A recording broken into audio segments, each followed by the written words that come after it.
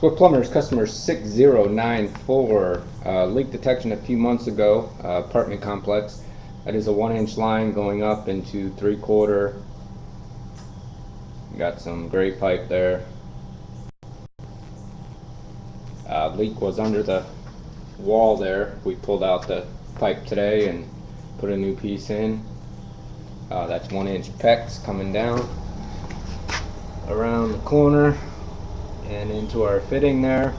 That little piece by the shark bite there is just a piece of copper to hold it.